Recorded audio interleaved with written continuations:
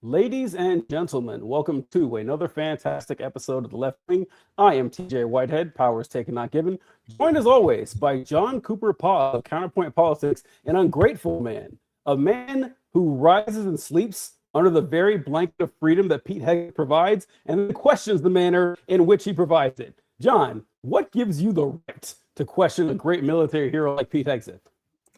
DJ, we are like very, very, very close from a very shitty version of that speech being made in real life in the Oval Office. Like that is basically the defense that they are going with. Am I wrong? Well, first of all, welcome back, everyone. It's been a while, Hey, but to just jump in, we'll just jump right into this, TJ, and then we'll do our hellos later because this has been irking me. Like we were gone for like 2 weeks, and this entire story, more so than any other going on right now, has been driving me up a wall. Because on one hand, we have the argument of, hey, that's a war crime. You shouldn't do that. And on the other hand, we have, yeah, we did exactly that, and we should have. Like, it's utterly insane. The actual Republican argument right now is war crimes are okay.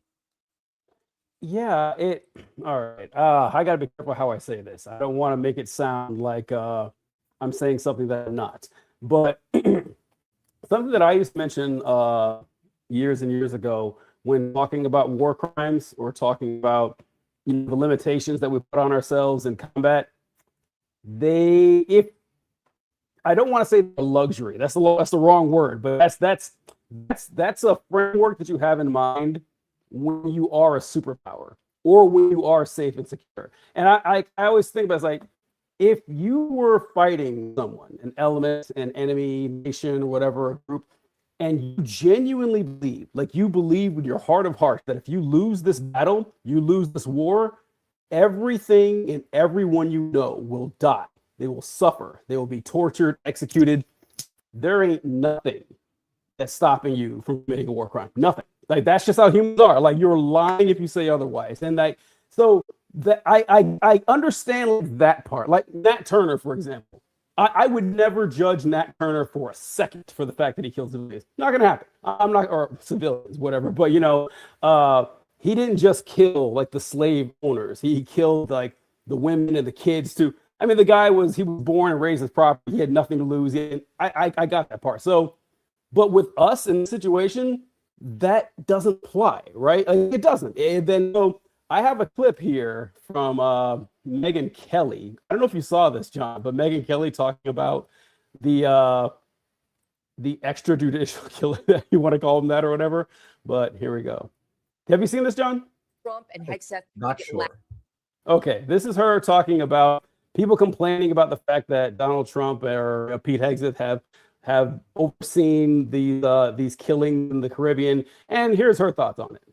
So I really do kind of not only want to see them killed in the water, whether they're on the boat or in the water, but I'd really like to see them suffer. I would like Trump and Hegseth to make it last a long time so that they lose a limb and bleed out a little. Like, I'm really having a difficult time ginning up sympathy for these guys who 10 seconds earlier almost got taken out by the initial bomb, but because they managed to get ejected, a little too soon, had to be taken out in the water. I realize legally it may make a difference, but truly, Mark, this is a tough case to really gin up the sympathies of the American. Wild thing for Megyn Kelly to add at the very end there. I realize there may be legal implications. Like, she's a lawyer, that she went, like, that's her profession, and they're saying, who cares? But like, performative cruelty keeps getting higher and higher on the right wing. That's all they got left. So I'm not shocked to see them respond this way, but this is just who they are, John. Well, so you make a great point there where you're like, hey, if you actually believe everyone your way of life is in danger, you'll go ahead and commit war crimes in order to defend against Absolutely. it. And I get that. I get that reasoning. Here's the thing, though. A, that's not by any stretch of the imagination what's happening here. And B, like no one, even if you're going to say, there is a legitimate threat these boats pose to our country, which is an incredibly debatable fact. But let's even grant you that. There's no one who's under the illusion. We could let infinite drug boats come. and we wouldn't impact our lives very much. No, we would not lose our way of life. So first of all, that is not the case. We're not even anywhere close to that. No one actually believes that, except for, I believe, Kristi Noem said that the actions taken in the Caribbean have saved hundreds of millions of American lives, meaning that if Donald Trump hadn't have killed these fucking 20 boats, we would have lost at least 2/3 of the American population. I mean, and it's just insane. It's insane on every level. But even granted, let's assume it's all true. It's still not viable to commit war crimes most of the time, because war crimes don't usually actually help a war effort. Like we saw from many studies done during World War II, that the bombing of Dresden had the exact opposite military impact that they thought it would. They thought it would demoralize the German population, but really it just became propaganda to strengthen the war effort. And for some reason, we get this when we're on the victim side. When we have the Twin Towers knocked down, we all come together. We all look at that and like, oh, it's a moment of American strength and unity. And that's exactly what happens when we commit war crimes like this. It unites our enemies against us. For what benefit? There's no benefit to killing these guys on the boat. It would be incredibly more beneficial to capture them and interrogate them and utilize them, maybe in some sort of whatever, in some sort of negotiation. If this was an actual war we were actually fighting, that would be the most beneficial way to protect Americans. But no, that's not what it's about. It's about the cruelty. Megyn Kelly is 100% correct here.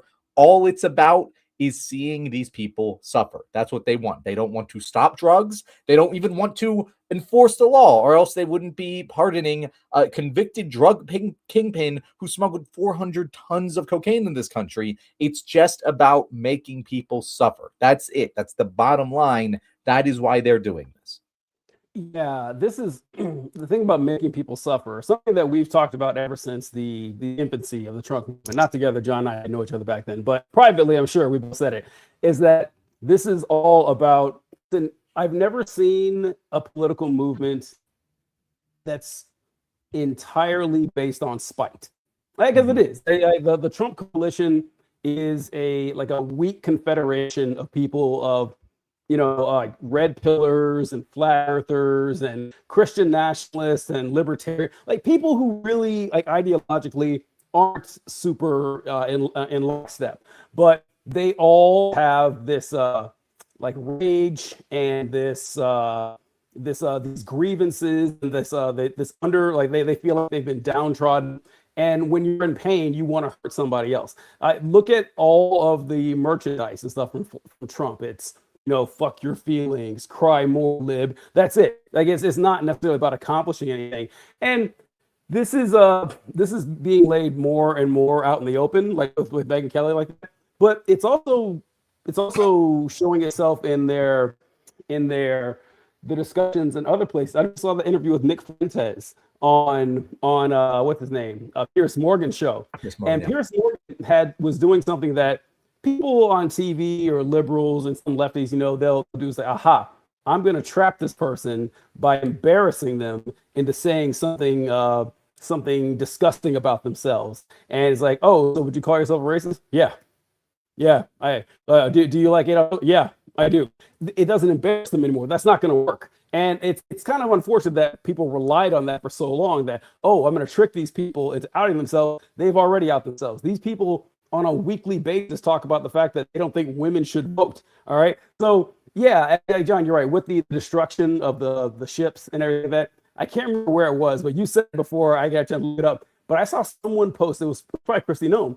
She said that destroying this amount of cocaine or whatever stopped 90 million lethal doses of cocaine in there. And I was like, really? Why do they keep doing this? This is just it just kind of makes them sound kind of silly. Well, I mean, God forbid they sound kind of silly. It's just, who is it for? Who's it for? This isn't, is that really working on people? It's like, oh man, we saved 90 million lives, but nobody thinks that. We've imported an infinite amount of cocaine over the last 40 years, and we're all still here. So I know people don't actually believe this boat would have killed off the entire eastern seaboard, So I'm going to get to that. I want to jump to a couple of these comments because this is the Q&A show, guys. So if you guys have any questions for us, make sure to let us know in the comments. By the way, KM1-6, he said, "Hi guys, want to let you know this format makes it hard to listen. I cannot turn off my screen or project it onto the TV. It has to be on my phone with the screen on. You are in luck, KM1-6, because this new format is optional. You can go to our channel and there is both a horizontal format and a vertical format for you to choose from. So you can go ahead and choose whichever you want. Also, we have Colby here saying, "Always Sunny is such a fun show. Makes you wish Philadelphia was real. Anyways, how was Florida, John?" Colby, Florida sucks. I hate it. It's the worst state in the union. I haven't traveled to them all, but that one is particularly fucking awful. And I don't recommend it to anyone. I don't understand why so many people retire there. Where did you go in Florida? All around, because my wife has family kind of across the state, not like the Panhandle or anything, but Fort Lauderdale area to Saratoga area is basically where we travel to and from. Huh. I like Florida. I guess I've only been a couple places. My brother lives in Orlando, and I love it there. And I had a friend who lived in what was it?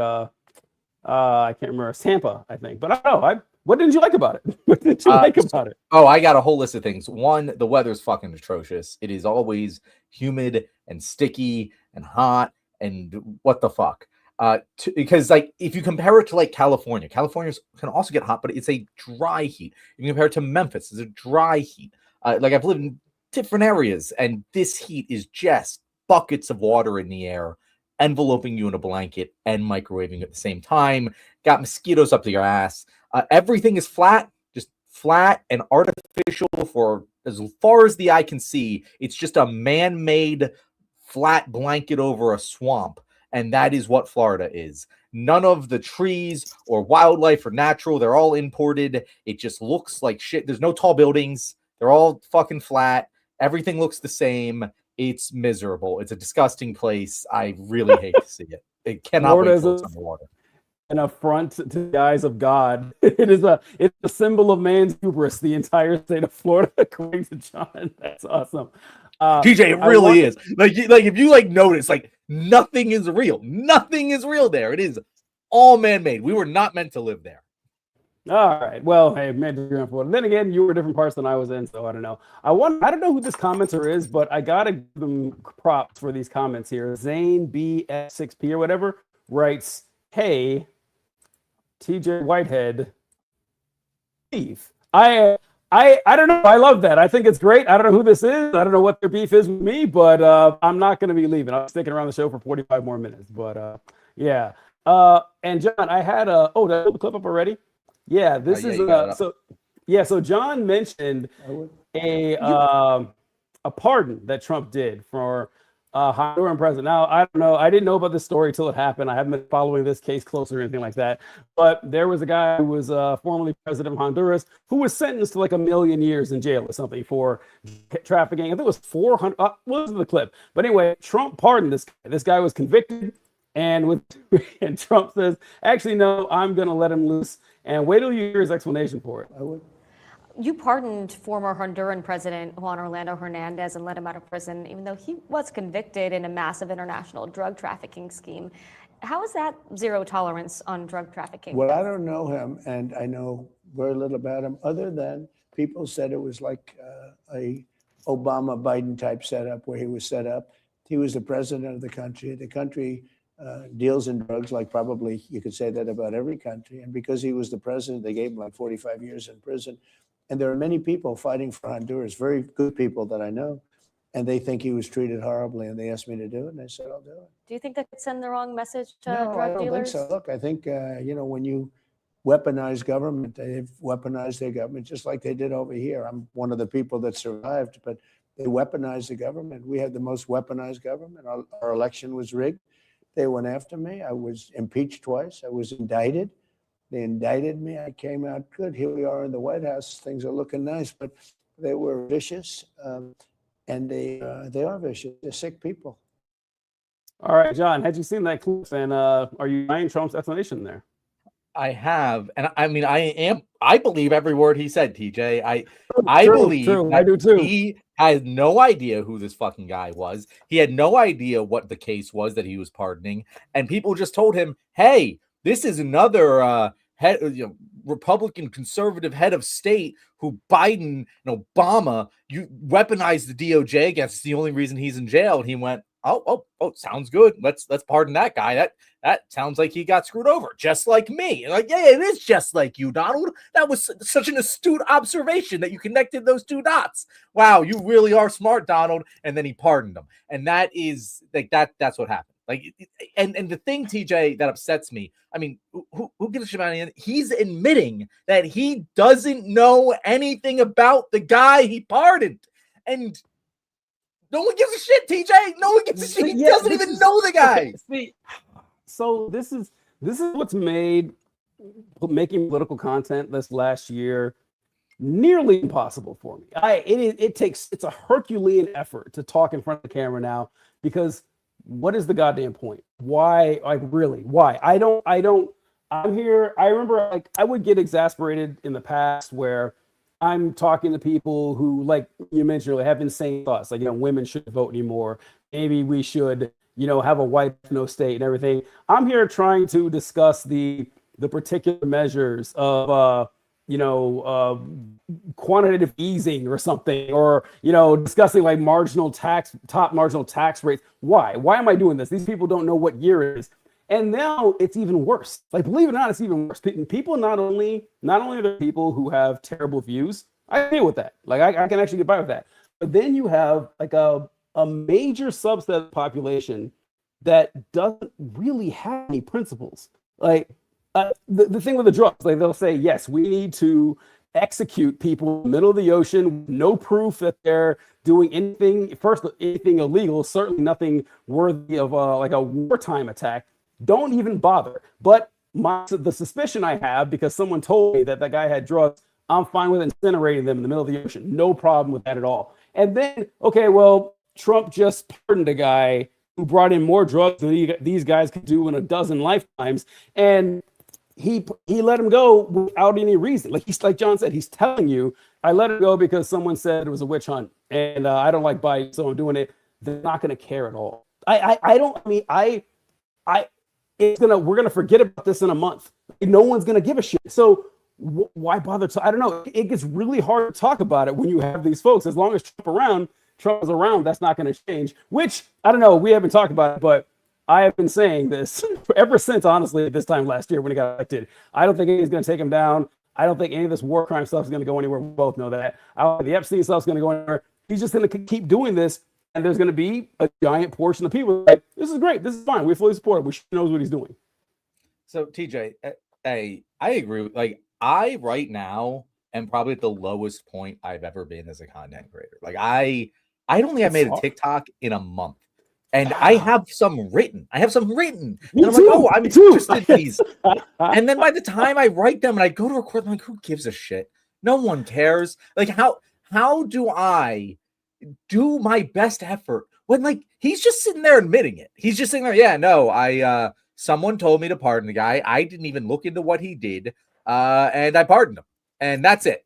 And it's just like, what is the argument anymore, guys? What is it? Should I sit here? I'm not interested anymore in it, to be honest, TJ. I'm just like kind of waiting for it all to crash. Like, it just seems to me like you're right. There's none of this is going to get them until it all crashes. Like, it feels like there needs to be a massive fucking failure, which, by the way, we're careening towards. And once again, he's hiding employment data for the month of October. And I bet you we're not going to get it in November. And it's just going to keep getting worse until something really bad happens. And hopefully 8% of the population changes their mind about him enough to get him out of fucking office in 2028. Like, that's it. Like, that's all we have to hope for. And we can sit here and we can speculate about what we can do once we get rid of him and try to move on and rebuild better. And like, yeah, like, that's interesting to talk about and think about and theorize about and have hope for. But like, Jesus Christ, what am I supposed to do in the meantime?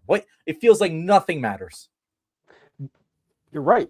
Like, you're right. Like, this is what makes, look, I am at a pretty low point too. There is hope on the horizon. Trump is 1,000,000 years old. He can't run again.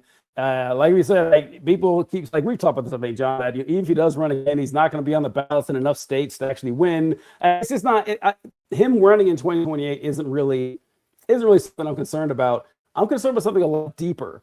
And that's so in 2008, during the financial crisis under George W. Bush, everything collapsed. Everything, we had, the Iraq War, our economy was in the shitter. We had a housing crisis, a banking crisis. That was the lowest point I had seen the nation in. I had never seen anything that bad. And they said, okay, here's someone who might be able to help us out a bit. We're gonna abandon George W. Bush. He was wrong. This Obama guy, maybe he's got some good ideas. And John and I have plenty of complaints about Barack Obama, but he was an infinitely better president than George W. Bush. I don't think anyone argues that. But no one learned anything, right? And that's what I think is going to happen with Trump, is that people are going to say, oh, this Trump guy was a con artist, like they said the whole time. And turns out he was wrong. But Marco Rubio guy, he's got some great ideas. Maybe he will be the one to help us out. Like these when everything collapses, all the Republicans will still be Republicans. That the only thing that helps us out is that Trump brought in a different type of voter, someone who wasn't really into politics. And so, your Ted Cruz's and Rubio's, they're not going to be able to get those guys. That's good. That's good in our favor. But I'm probably going to live, if I'm lucky, another 40 years or so. I don't think I'm ever going to recover the confidence I had in the American people to make sound, rational decisions. It makes it kind of precarious. And yes, John, it does feel like everything's collapsing. Like look at the economy with the numbers, like housing market, like insect populations. I was reading an article today about how it's John, like, so when you were little, do you remember going outside and seeing fireflies all over the place? And oh yeah. Bug was smeared with, like, your windshield was smeared with bugs after road trips. That doesn't happen anymore.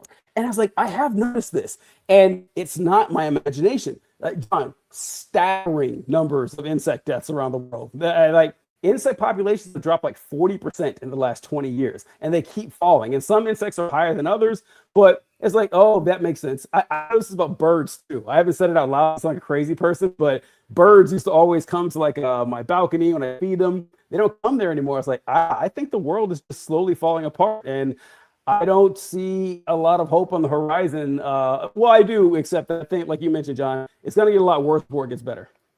Yeah, and I don't know what worse looks like. I kind of get the tankies more, TJ. Like, genuinely and honestly, it feels like there's nothing that can be reasoned. People just must be manipulated or forced to go in a certain direction, because what you're right, these people are still going to be Republicans after this. And we can sit here and be like, oh yeah, but look at the non-Trump elections, and all of these people that Trump gets to turn out don't turn out for the Republicans. It's like, yeah, no, probably. Yeah, we'll probably go back to a, maybe even a Dem trifecta.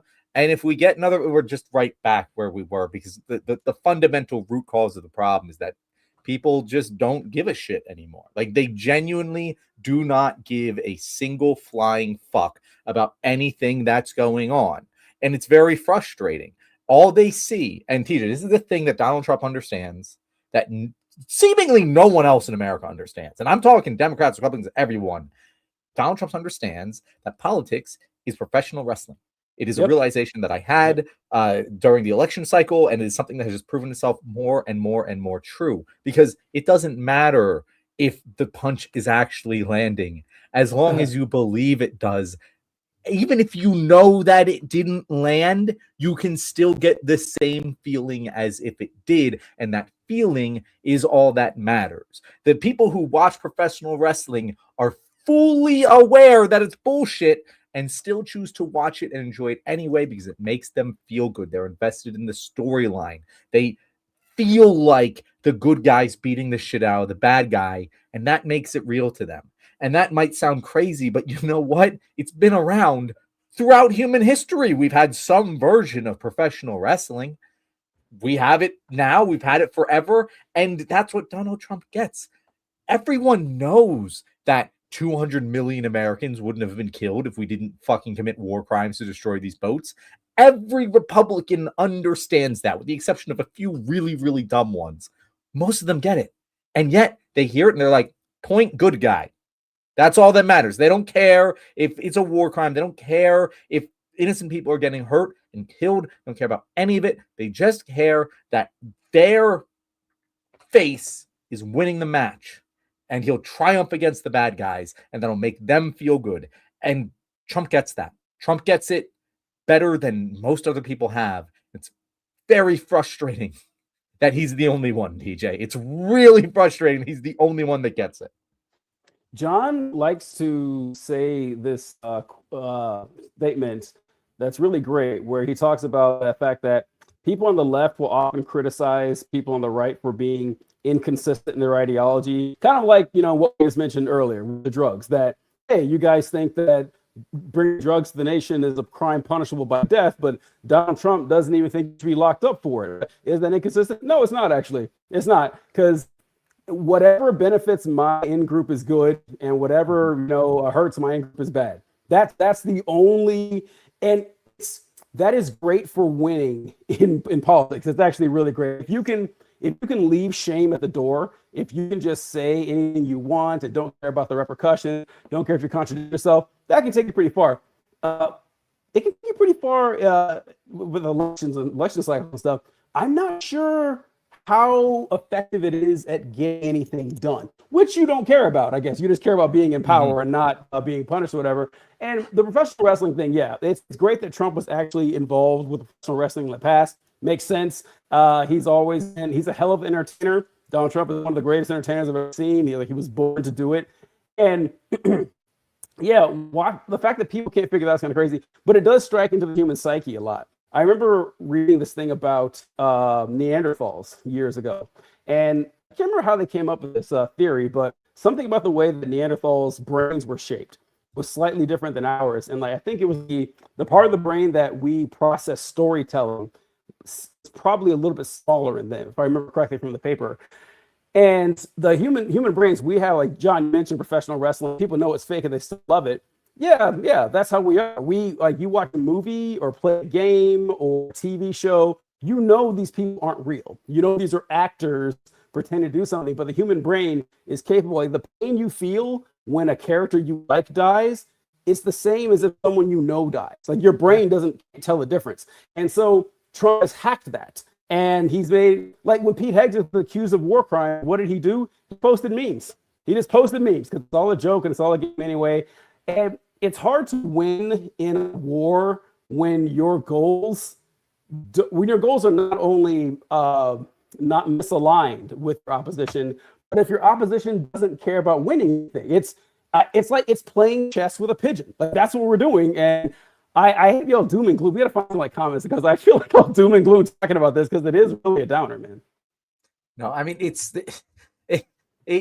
a downer day. And usually, like, when we take a break, we're excited to come back. Yeah, we're jazzed, and like, it's just, we left. And honestly, I felt like we were pretty energized, at least with the show. This show is really the only thing I care about anymore. Like, I enjoy talking to you and venting, and it's good. But, like, I don't give a shit about the content that I'm making. I'm basically just doing it as a form of muscle memory and release at this point, because I don't have any more visions that I am contributing to some sort of greater future. Like, that has been completely and utterly shattered. And I know that that's doomerism, and I know that it isn't a good way to think, but I really struggle. I really, really struggle to envision any world in which anything we do matters. Like, we kind of are living in a world where it's a great man theory of history right now. Trump is the great man who's ruling everything, and if we don't get a great man of our own to lead the masses in the right direction, nothing else fucking matters. The true irony about this last election is that for the first time in decades, like since I first heard about conservatives complaining about the tyranny of the majority, you can't let your democracy is bad, you can't give people what they want. They may have been right. I hate to admit it, but they may have been right. That actually trusting people to choose their own path. I mean, I obviously knew the risk, but I had more confidence in people than that. But yes, the thing with the social, of course, this is just me and John talking about something no one else cares about. It's just me kind of like, oh, it's not fun doing social media anymore. Like, it's but it's true, because for my content, I can't speak for John, but a lot of times my content in the past, I would get strikes. I get content strikes. I get warnings. Hey, we're going to block your channel. We're going to whatever. So whenever that would happen, I would shift my content, and I would start making I would just start making like funny history videos or funny science videos, stuff like that. And those videos always did better than my political ones. It's kind of insulting in a lot of ways, but those videos always did better. I get a lot of followers. I'm like, yeah, this is great. I got these followers, but I'm going to drop the communism on them once this streak is up. And of course, I lose my follower, but it was kind of fun. But today, I have like all these videos lined up, and it's like I just can't have. I don't have the heart to do it. It's like I might just start changing my content. Why not just make it? Why not just be fun? Why not just make it fun, or just be evil? One or the other. I'm not going to be evil. I can't do that, but it is hard to justify it, John. I do agree with you. I have there's on Thursday. Did you see the video of Elon Musk's robot when it collapsed at that event? I did not. Hold up. I have to address this one comment from Colby. Sure. He says Superman wants us supposed to continue. Colby, that honestly touched my heart. yeah, I know. Was that what would Clark do, TJ? I realized the names now. They're like the usernames, like at Colbris. Is that Colby? Yeah, it was always just Colby before, but now my computer says that Colbris. Weird. Yeah, but, no, I think like when they're vertical, it's a different thing. I don't know, but that's Colby. Oh, okay. All right. So, someone wrote here. Comment we just got in off the press. Elk Slayer 208 says you're both gay, and that's funny because the first comment we got was my favorite. I don't know how to pronounce this word. Yaoi couple return. I'm pretty sure that's like a gay thing in like a Japanese anime. I think that's got to be an anime term. Yeah, so it's funny that how is it spelled? YAOI? Yeah. Yeah, so I think that if John can pull up what that means exactly, but Huge Ass wrote, "Do you like mushrooms?" What kind of question is that, Hugh? Of course, I love mushrooms. Like what? This is kind of my whole thing. What is it, John? I don't know. It seems like a gay couple. Like okay, that's basically just a gay couple. I'm pretty okay. Sure. That's what I thought. All right. So this clip here is from Jesus. I'm not sure. I think it was last week, maybe the week before, but it is Elon Musk on the Joe Rogan show. And by the way, I want to add that it wasn't that long ago, just a few months, that Elon Musk left the White House, like he left Doge, and then publicly stated Donald Trump is in Epstein files. That's why he's not releasing them. And now he's perfectly fine with Trump. Like, okay, how? Again, nothing matters. Like either he's a pedophile, and you're still working with him, or he's not a pedophile to your knowledge, and you were comfortable lying about that. I don't know. Yeah, this is fine. But anyway, this is Elon Musk and Joe Rogan show. John, this is him talking about being at a party and using Grok, and it's one of the saddest things I've ever seen. If you want to have a good time or like make people really laugh at a party, you can use Grok and you can say, do a vulgar roast of someone. And Grok is it's gonna be an epic vulgar roast. You can even say, like, take a picture of like make a vulgar roast of this person based on their appearance of people at the party. So take a photo of them. Yeah, just literally point the camera at them and now do a vulgar roast of this person. And then but they keep saying, no, make it even more vulgar. Use forbidden words. Even more, and just keep repeating even more vulgar. Eventually it's like, holy fuck, it's like, I mean, it's trying to jam a rocket up your ass, like, and have it explode, and it's like it's like it's next level. It's hold on, let me finish it. It's gonna get beyond better. Fucking belief. That's what's crazy is that it keeps getting better. Like, yeah. All right. So had you seen that clip, John? Well, before I ask you, have you seen the clip? I just want to say that I am just baffled at Elon Musk's success. No, not necessarily his business success, but the fact that he's cultivated this millions of people who not only like him because they think he's some sort of rocket genius, whatever. I can understand that. I mean, they're wrong, but I get why people would like that. But they pretend he's cool. And I thought about this with how often he's on Joe Rogan, because Joe Rogan is enamored with Elon Musk. Because Joe Rogan, he's a kind of a simple guy, so I can kind of see why he would be, all wide-eyed and like, oh my God, Elon Musk, the world's smartest man. I love this guy. But from what I could tell about Joe Rogan in the years that I've seen him and listened to whatever that, Joe Rogan always struck me among his friends, like normal life Joe Rogan before he was famous, he was always probably a cool guy. Like he was always kind of like, hey, he's the funny guy that cracks wise and has like interesting stuff to say or whatever. Joe Rogan was never a fucking nerd or a geek. That's what Elon Musk is. And I don't know how those alarm bells are going off crazy when you listen to him saying, hey, wouldn't it be cool to go to a party, pull out your phone, not talk to anybody, but just ask your phone to make fun of someone for you? Wouldn't that be cool? No, that's the gayest shit ever. Like what is happening here? I don't know, but have you seen that?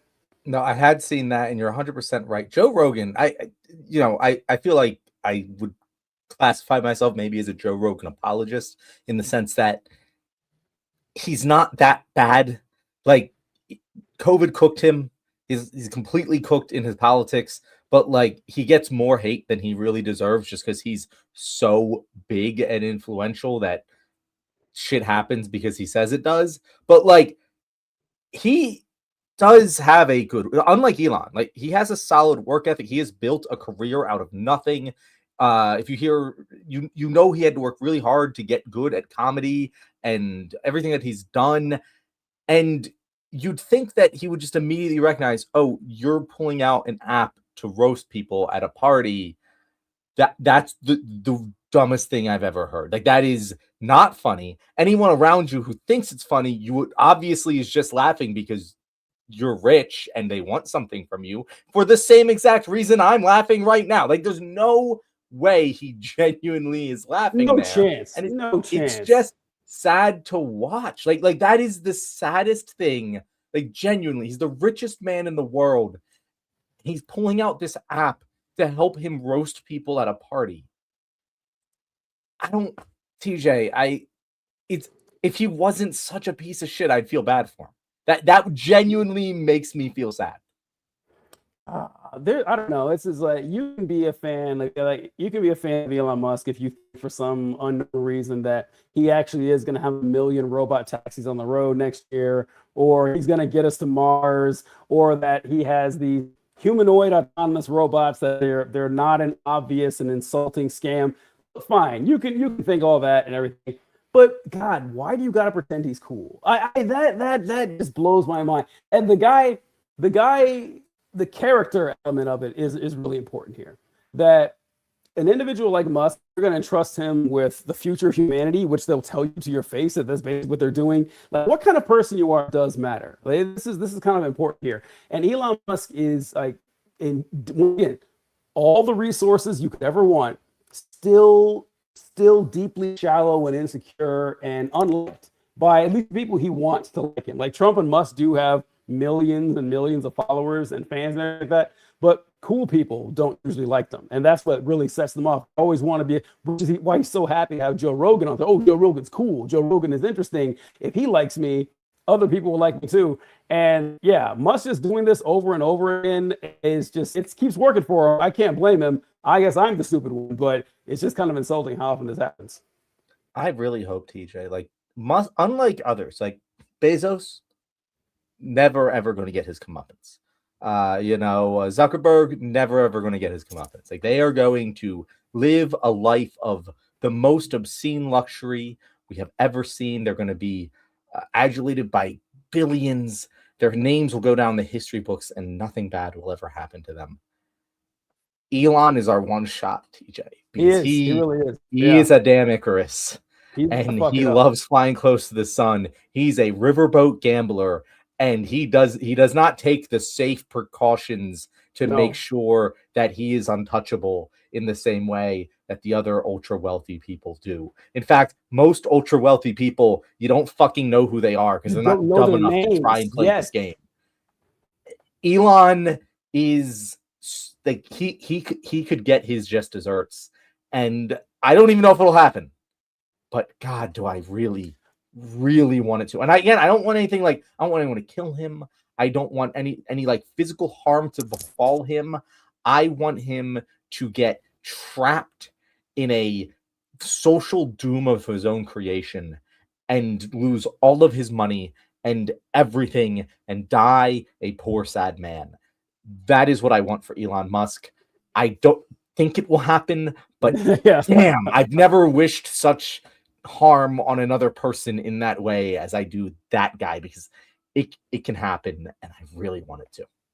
Yeah, asking for him losing all his money is asking a bit much. I think that I think with Elon, like what Elon being the one shot we have of watching someone fall from grace in the most hilarious fashion that we can think of, is that John's right. Elon Musk made a huge mistake when he presented himself as a public figure, where he couldn't stop opening his mouth. It's better to just live off the legend. Like before I had even seen a picture of Elon Musk, I saw articles talk about how this guy is the smartest man in the world. And the first time I started questioning Elon Musk was when I saw an article come out that said Elon Musk says there's a greater than 50% chance we live in a simulation. And I was like, how the fuck would he know? Like, what would he know about us living in a simulation more than anybody else? What a dumbass thing. That was before the politics. I was like, okay, there's some with this guy. But anyway, with Musk, he put himself out to the public. He took a side politically that was it's not like he's just a regular Republican, right? Like if Elon Musk is out there and he sounded like just your average rich billionaire, or even like Mark Zuckerberg, like he wouldn't have these reactions to him. But the fact that he goes off and he's like, yeah, I'm gonna tweet this article about how Jewish people are trying to corrupt the nation, and that maybe white people are being genocided, and I'm gonna platform a bunch of Nazis. That's not going to be cool for a very long time. Like the pendulum's going to swing with the public direction that way, or the public zeitgeist, and he's going to be kind of like separated from polite society. That's I think, and that's going to be a good enough punishment. Like I think he's still going to have money. His fraudulent schemes are going to collapse pretty soon with Tesla. He'll still have plenty of money, but he will be looked on as a figure of derision when he could have just hidden in the background and donated to all these people perfectly fine. Yeah, and a couple comments here that I wanted to address. First of all, Colby's agreeing. The father of the guy who owns Paramount is the second richest guy in the world. I'm sure neither of you know his name. I don't. No clue. Completely correct. And that answers the question of Ron Teber, Pro and Tibber, whatever your name is. Why aren't billionaires ever nice and happy? That's the thing. The ones you know about are not, because the ones you know about are not content with their lavish life and billions. They require you to love them in order to be happy. And that's why you see the Elons of the world. That's why Mark Zuckerberg, like, he tried his whole fucking, like, I'm going to run for president and influence millions arc. And he was clearly miserable and not good at it. The moment he was just like, well, I'm going to just start like doing jujitsu and windsurfing with a bunch of fucking sunscreen all over my body and yada, yada, yada. Like, he looks much happier now, guys. Like, the ones that fuck off and you don't know who they are, I bet you they're actually really fucking kind people. Some of the nicest, now I don't know any billionaires, but not true. I mostly don't know any billionaires, but the nicest fucking people I know, a lot of them are super fucking rich. They're rich as shit. They're incredibly nice because they can be, because they don't have a fucking care in the world. They're rich as shit. They're set. Their families, their generations past them are going to be perfectly okay in life, and so they can afford to be the nicest people. You know, typically the decently wealthy tend to be pretty nice, happy people because they don't have these fucking demons. But Elon Musk has demons, guys. He has many demons. And white supremacy is one of them. It's hard to be a happy white supremacist. I've never seen a happy white supremacist. I beg you to try and show me one that you feel is a genuinely happy person, a Mr. Rogers level happy person. I've never seen it. Yeah, that's true about not seeing happy white supremacists. And it's because it's like with other elements of fascism, white supremacy only exists if you have an enemy. You cannot be a white supremacist if everybody is white. It can't happen, right? It doesn't work. So you're always going to find a way to try to make the in group smaller and smaller. And if you tell somebody that race is a social construct, it fucks with their brains, because to us, it's just like, oh, well, of course, race is natural. Like these classifications are just the way the world is. No, it's not. It's like what is the definition of a black person, right?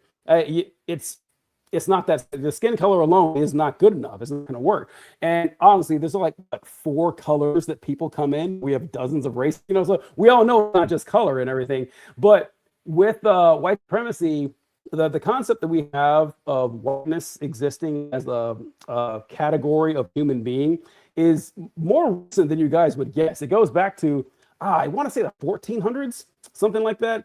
And invented by the Portuguese of all people, which I find to be super funny because when I think white people, it'll be a long time before I get to Portuguese. Like they barely make the cut, man. So the fact that they barely make the cut of people that I think about. Right, like, but like in the white supremacy, death battle or whatever, the Portuguese are getting turned on mighty quick, right? Like they are not going to be the last one standing. No one's even going to consider that much. So yeah, Elon Musk is going to be miserable because of that, because there's always going to be an enemy that he has to find, and also because Musk, he's one of the best con artists around. I can't say he's the best because Donald Trump exists. Donald Trump is easily the best con artist I've ever seen. Elon Musk, though, no, you know what? I take it back. Elon Musk is the greatest con artist I've ever seen because I get why Trump's cons are successful. Trump has a very human element about him. He's like your id, like the most base, vile, lizard brain part of yourself is basically Donald Trump. There's a lot of checks and balances and measures and societal conditioning that tells you, oh, don't act like that. Trump doesn't. He just ignores them all. So I see how he can connect with people. Elon Musk doesn't really have. Elon Musk somehow still accomplished that or whatever. So he's got that going for him. But I secretly believe he doesn't believe he's earned this money. I think he's trying to find a way to justify. He has imposter syndrome of all things. Trying to say, I need to find a way to justify this. I need to be a great man, like people, the aristocracy who had to actually pick up a sword and conquer land and to manage an entire kingdom. Like they had to be good at their job. Elon Musk is just a rich guy now, so he forgoes noblesse oblige. He forgoes any type of decency. It's like, I'm going to try to be cool to the dumbest people on the planet, and unfortunately, it's kind of working. It's not going to last long, I don't believe. Yeah, no. Who knows? I don't know. I hate them all. I agree with you. Elon Musk's con artistry is somehow greater because at least, again, with Trump, I get it. Like I see the technique. Yeah. It's not. He's competing. What he did is he basically went from reality television and took the same skill set and applied it to politics, and it was just a total mismatch. Like occasionally when you see like an elite basketball player, like they become like the best wide receiver ever because they just have this skill set that you don't really see very often. Like it works that way for Donald Trump. For Elon, I don't know what his skill set is besides being rich. I feel like there's got to be a monkey's paw. Like I don't even know what could possibly be the case here because he doesn't seem to have any discernible skills at all. Listen to the man talk. Listen to him talk and think, if an 8th grader was telling you why he was late for school, he talked like Elon Musk, like, okay, this guy's bullshitting. This guy's making it up. He's stumbling and stuttering over every word. He's not looking in the eye. He can't sit still. I don't buy this at all. But John, yeah, what you mentioned with Trump was pretty good too, because I made a video a long time ago talking about, you ever, like when you play sports or something or a video game, anything like that against a human opponent, and you're about 5 minutes into the game and you realize like, oh man, this other guy kind of sucks at this. He's just not very good. And it hits you like, oh, this is really bad. Like, I'm not having fun. I can't believe I'm going to win. I'm going to take the W, but it just feels weird. I can't believe how bad you are at this. That's how Donald Trump must have felt walking in to the Republican National Committee for the debates. He's just saying, like, I cannot believe how easy this is. I mean, coming from the world that he came from and then walking into these fucking Poindexters, these nerds, and just eviscerating them. And it's been easy ever since. Trump has not faced one Republican opponent that put up any type of resistance against him. He wasn't just absolutely steamrolled. So, yeah, I can't blame Donald Trump for doing what he's doing. I don't blame him at all. If I were like a malignant narcissist like Trump, why wouldn't I do it? Well, maybe because I'm lazy. I don't know, but I mean, I don't want to stay out of jail. I get it, but you're right. Got to give credit where credit's due with DJT there. TJ, the wild thing is it's not even like he like, I don't know, it was like a weak division merchant. Like he came into the Republican Party at the height of the Mitch McConnell era. Like Mitch McConnell, one of the GOATs, one of the greatest people to ever manipulate American politics. I mean, he's an evil motherfucker, but he was so damn good at it. And Donald Trump came in like a bull in a china shop, and Mitch had no answers. He tried his darndest, TJ. He ended up quitting. Because there was nothing he could do to stop Donald Trump. That is how dominant Trump was. It was one of the greatest performers of all time. Unfortunately, to the worst ends imaginable. But you got to tip your cap at this point and just we got to ride it out. Like we're in ride it out territory of just like the Warriors, Steph Curry, Kevin Durant era, where it's just like, well, maybe in 3 or 4 years we can compete, but until then, there's nothing we can do about it because we're fucked. It's funny to think about this, that in a weird way, I'm kind of happy that I get to live through the Trump era. In a weird way, I kind of am. Very weird. It must be a very weird way, TJ, because that's not how I feel at all. Well, I mean, you see stuff like you read a history book and find out that prior to World War I, the majority of deaths on the battlefield, like during armed human conflict, came from disease. It didn't come from humans killing each other. It came from people catching diseases and dying and not having proper medical technology. And like in my Army field sanitation class, we were going over, hey, when you're constructing your sites, you're setting up, make sure that you have, like, if there's a water source, like a river's flowing this way, that you set up the latrines upstream or downstream so that you don't get the pollutants coming into the water. I was like, well, of course, I don't want to get sick, get shit water.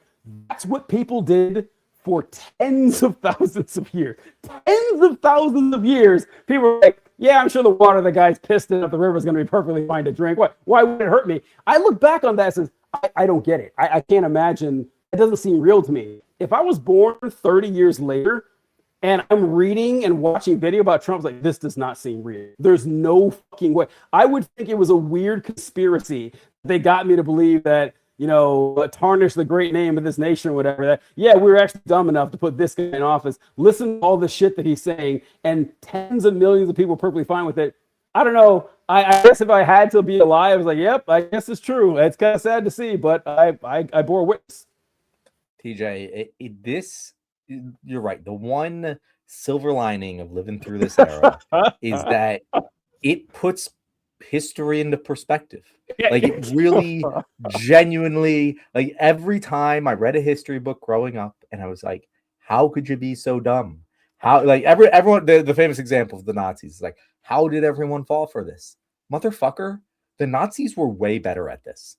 They were Goebbels was a far more talented fucking propagandist than the Trump administration is. And doesn't matter. Of course they fell for it. If we today, with all of the information and technology at our fingertips, at our disposal, having this happen to people who are alive still now, who can tell us, hey guys, look at this, it's the same fucking thing, and people are like, oh no, we're gonna go with this guy. I see it. Every fucked up decision humanity has ever made makes sense to me now. I'm no longer in wonder of our species stupidity. I am now only in wonder of how we've made it this far. It's truly unbelievable. But you're right. Now the rest of my life, I don't have to wonder these things anymore. I understand the depth of human stupidity. Just unbelievable. So also, the Nazis, like, you look back at, then it's like, oh, wow, they were willing to turn their country over to this tyrannical, dictatorial, fascist leader and, rubber stamp the murder of millions of people just because of their ethnicity. And say, the Nazis, like, what pushed the Nazis to do that? Far worse than what Americans put. I'm not in any way justifying. There's no excuse for what the Nazis did. But when you compare it to the United States, what we sold up fascism for, like, they had just lost World War I. They had, like, Prussia and the Germans have been the greatest warriors in Europe for hundreds of years, dating back to the Holy Roman Empire. They literally thought themselves Supermen. And like, how did we lose a war? That's not something we do. And now your economy is trash. You're not allowed to have a carrying military. around wheelbarrows of cash because it's so worthless because of hyperinflation. Like, and they have no access to information or anything. Like, yeah, no, I get it. I'm not justifying it, but I understand how that population could be manipulated. Us? Like, what you? Hillary Clinton scared you so much that you needed to vote for Donald. Really? I mean, normal ass was like, wow, that Hillary Clinton's terrible. Can you imagine what she would do if she was president? And then I don't know. And then to this day, they still whine and bitch. It's like, man, remember when I couldn't get a haircut during COVID? That's why I'm voting for Trump. Like, while Trump was president, it doesn't make any sense. But one thing I want to touch on, or at the end here, is that you said that that you also wonder, like, oh, it's actually, you're not going to be too mad at people anymore. It's actually surprising humans have made it this far. It really is. I had this thought a lot too, that if you think about it, the human brain, like the fact that we have to talk about economies that are in trillions of dollars, right? Hell, even your like a state or a city, a small town economy. Your brain is not designed to count 100,000 of anything. You can't imagine what that number actually looks like, right? It's like a concept, but you can't think of it like a physical terms. And if you really think about the fact that our brains were designed to pick berries and eat root vegetables in the African savannah, hiding from lions. That is what we were made to do. The fact that we, have built automobiles and cities and bridges and that we've gone to the goddamn moon. Listen, I guess it's all gravy. If I try to think about it that way, that we really should be just living in the forest somewhere with no clothes and that we've made it this far. All right, I guess voting for Donald Trump. What hurts is that I know we're capable of so much more. We're capable of so much fucking more, man, that we are the inheritance of an amazing legacy. We are an astoundingly intelligent mammalian species that is, individually, we're not all that impressive, but we work together. We can do pretty much anything we want. And we're like, yeah, we're electing the orange guy who makes memes of him shitting on people. That's going to be who's in charge right now. We're capable of a lot more. I do have to admit we have accomplished quite a bit over the millennia. It isn't like you do have to look at the height of human accomplishment, be in awe, and then also the depth of human despair, and also be in equal awe. It's really an incredible scale that we have. Before we wrap things up, TJ, we were talking about some movies earlier, and Colby said, "Oh, don't get John started on analyzing movies." There is one movie I do want to have a film club on. I don't know if you have seen it, but have you watched the Wicked movies? Oh, that's so funny. I did a video about Wicked the other day. No, I've never seen Wicked. I keep getting ads for it. They're like, hey, I don't, why? I watched The Wizard of Oz like everybody else. I watched Return to Oz when I was a kid. It scared the shit out of me, but I've never seen Wicked, or I don't even know what it's about, honestly. So no, I haven't. The Wicked movies, plural? Like what? So it's a play originally. Well, I guess it's a book originally, then it was a play. But it's a two-part play, so they made two movies, which actually like they should do because it's way too fucking long to fit into one movie. But I reckon if I'll do it. I'll do a fucking episode on it if you want, because you can watch the first one on HBO and you can go to theaters and watch it. But it is highly political. It's a very, very fucking political film. Yeah, it is about a genocide, TJ. And I don't put that lightly. Like it's like, oh, it's thematically about it's the plot of the movie surrounds a genocide. And so is the movie pro or anti-genocide? That's what I'd like to talk about, TJ, because it paints a very frustrating picture of the genocide.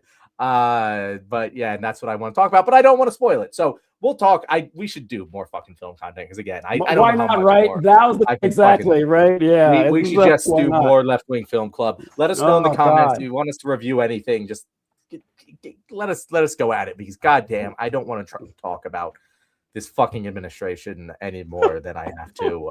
And I'm sure there will be something crying in my ears that I'm going to want to talk about on Thursday. But We'll come back. we'll be here to again all on this- Thursday, 6:35 EST.